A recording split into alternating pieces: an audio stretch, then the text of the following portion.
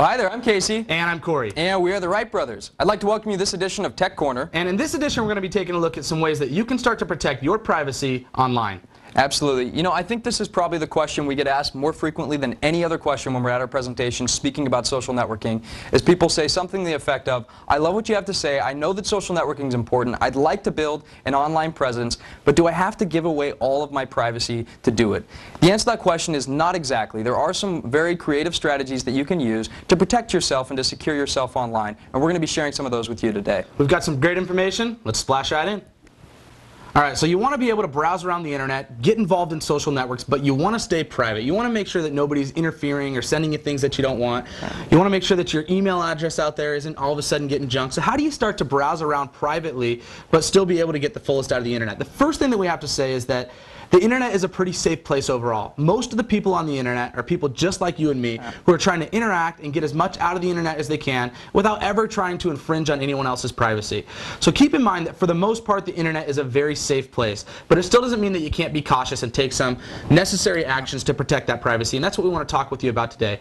Now, one of the easiest ways to do it is to set up a dummy email account. Talk to us about that. Yeah, dummy email account is exactly what it sounds like. Basically what you'll do is you'll go to one of the free email account people, so Yahoo, Gmail, Hotmail, and you just sign up for a free account, and then anytime you run across somebody that wants your email address that you don't necessarily trust, just give them your dummy email account and it'll go right to your junk mail. So for instance, maybe you go to a website and they're offering you some web service for free as long as you give them their email address. Well, you really want to see what the web service is, but you don't necessarily feel comfortable giving them your email address. That would be a perfect time to give them your dummy email account. Absolutely.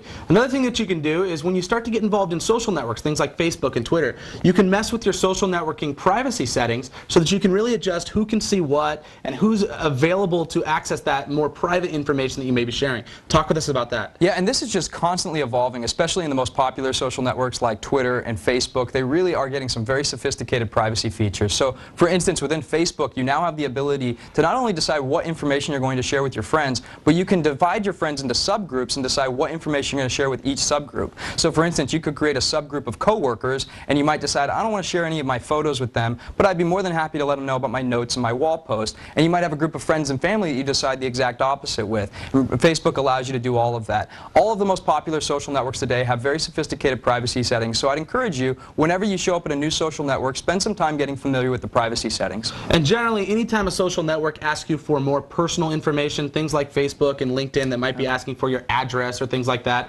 they're going to require you to accept a friend before they can view any information that would be considered private within your social networks. So keep that in mind as well. The last thing that you can do is you can start to play with your browser settings to keep yourself private. Talk about that. Yeah, well, absolutely. For most of us today, when we're browsing online, we're doing it through a web browser. So be it Internet Explorer, Mozilla Firefox, or Google Chrome. And all of these browsers allow you to decide how much information you want to share with the websites you visit and how much information you don't want to share with the websites you visit. There's all sorts of security settings. So, for instance, you can set it to clear your history after 1 day instead of what the default is, which is usually 10 to 15 or 20 days. You can decide not to save your password and login information. So if you share your computer maybe with a coworker or a roommate or something to that effect, that allows you to protect your information. So play around with the browser settings, and most of the browsers today now, they'll literally just have a little security slider, and you just decide how much security you want or how little you want. You can go very weak security, very strong security, and so you don't really have to think about the technical aspects of it. They take care of that for you. Absolutely. So those are 3 great, very easy things that you can do to make sure that you're protecting your privacy online.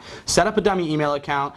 Go toy with your social networking privacy settings so you can determine who sees what, and then of course play with your browser settings as well so that you can get that desired level of security, whether it's saving passwords and saving your history and saving websites or not if you're sharing a computer or if you're a little bit worried about that getting out. So those are some ways that you can really protect your last shred of privacy that you have online. We'd like to thank you for joining us on this edition of Tech Corner, and we'll catch you next time.